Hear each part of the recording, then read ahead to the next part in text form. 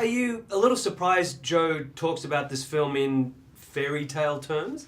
No, but when I read the script, the first thing that jumped out was that it was, an original piece of material, which is really refreshing, and it's getting harder and harder to find.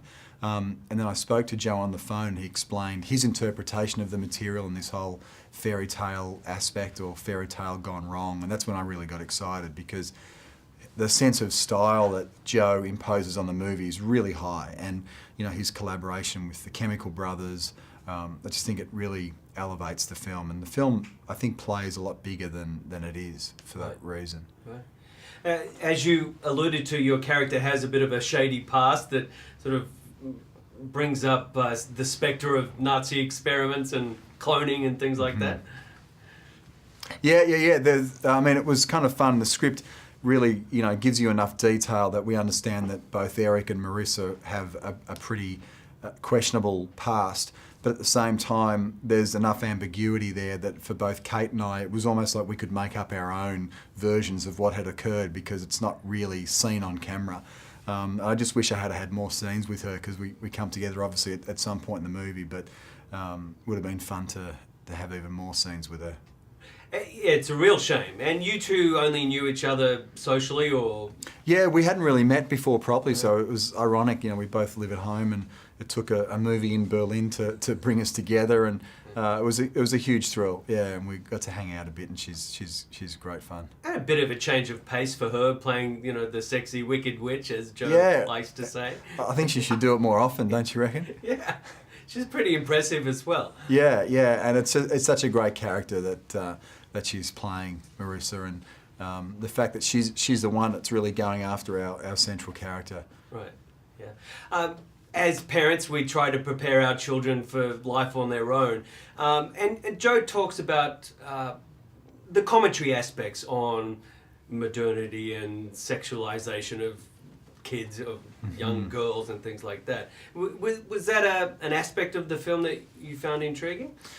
Definitely, although I really felt like the film was as much about, the loss of innocence, the point at which in our lives, whether as children or adults, we first discover that the world is not this kind of pristine, beautiful, perfect place that we imagine it to be as children, and those discoveries are made sometimes gradually, and sometimes hits us like a bat over the head.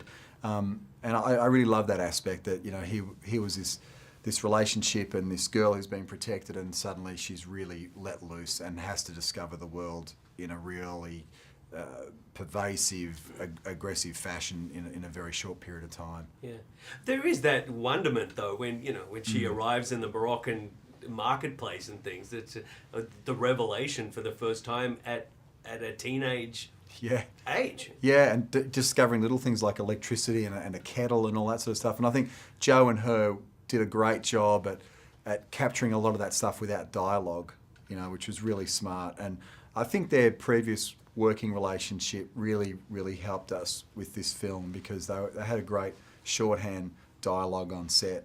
Joe can kind of direct her with just a look, and so she knows what he wants or what he means. And yeah, it's a really special relationship there. Yeah, Eric, of course, worked for the CIA, but was he German? Is that he's Hungarian German? Yeah, so he was originally from Hungary and spent a lot of time in Germany. It was actually interesting, because working with the dialogue coach on finding those examples of those accents, because it's not one that you hear a lot of.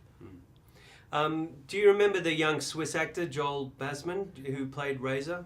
Did you have any scenes with him?